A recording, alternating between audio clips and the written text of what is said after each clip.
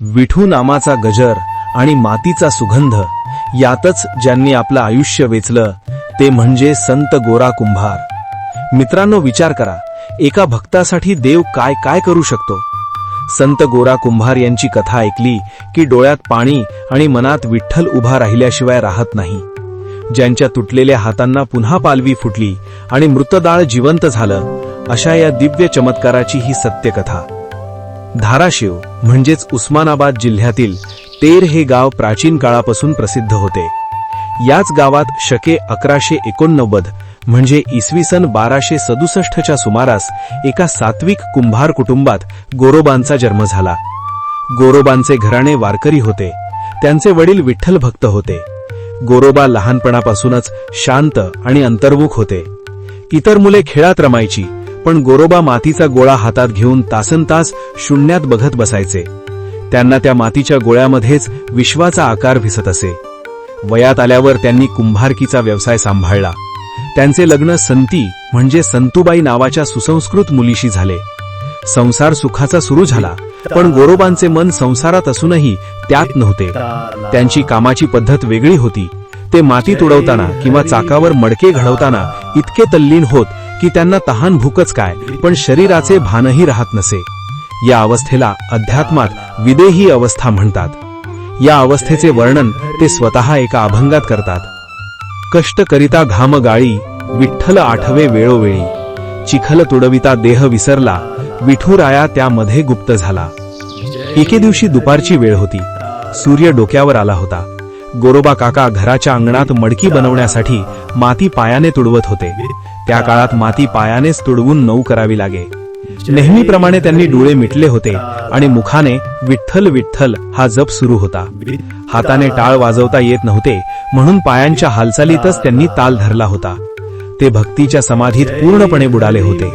त्यांची पत्नी संती पाणी आणण्यासाठी विहिरीवर गेली होती। घरात त्यांचे रांगणारे बाळ, काहींच्या मते त्याचे नाव ठोका किंवा विठ्ठल होते, खेळत होते।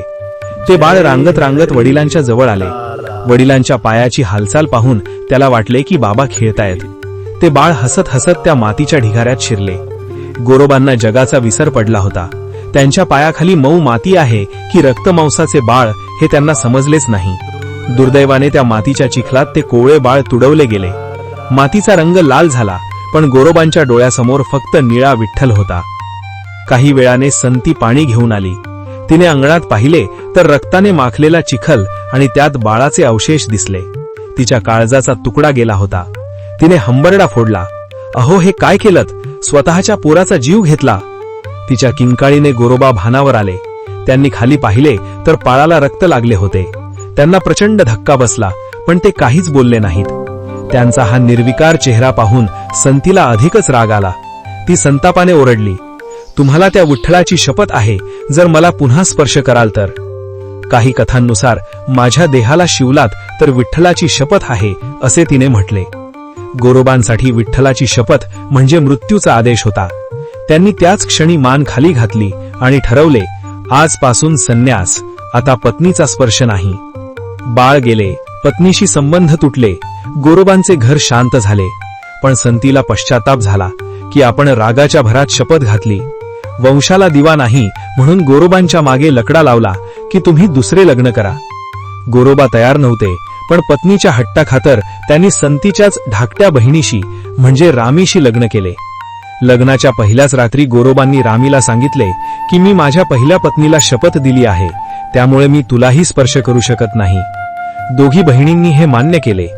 रात्री झोपताना गोरोबा मध्यभागी आणि दोघी बाजूला 2 बायका अशी झोपायची व्यवस्था झाली। पण चुकीने स्पर्श होऊ नये म्हणून गोरोबांनी 2 लाकडी ओंडके काही ठिकाणी उशा मध्ये ठेवल्या। एके रात्री झोपेत असताना गोरोबांचा हात नकळत रामीच्या अंगावर पडला। रामी जागी झाली आणि म्हणाली, अहो तुमचा हात लागला। गोरोबांना जाग आली आणि त्यांना जबरदस्त धक्का बसला। मी विठ्ठलाची शपथ मोडली, मी पापी झालो, हा विचार त्यांच्या मनात घर करून गेला। त्यांना वाटले की हे हातच अपराधी आहेत। त्यांनी क्षणाचाही विचार न करता भिंतीला अडकवलेली धारदार कुऱ्हाड, काही ठिकाणी कात्या घेतली आणि तिने स्वतःचे दोन्ही हात मनगटापासून तोडून टाकले।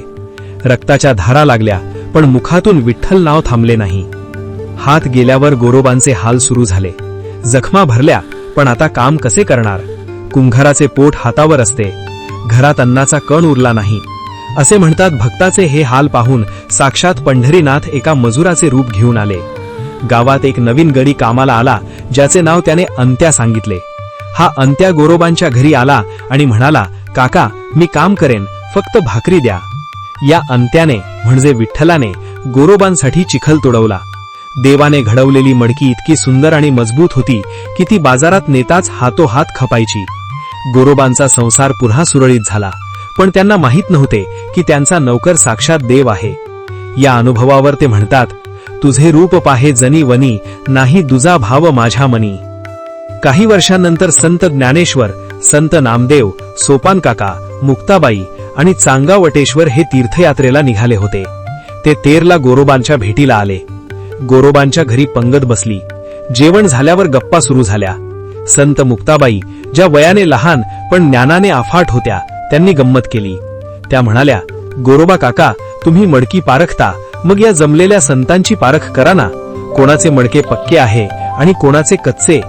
हात नसलेल्या गोरोबांनी आपले थापटणे म्हणजे मडकी बडवण्याचे लाकूड दोन्ही दंडांच्या मध्ये पकडले. ते एकेका संताच्या जवळ गेले आणि हलकेच डोक्यावर थापटणे मारले. ज्ञानदेवांच्या डोक्यावर मारल्यावर ते शांत राहिले, म्हणजे पक्के मडके. सोपान काका, विसोबा शांत राहिले.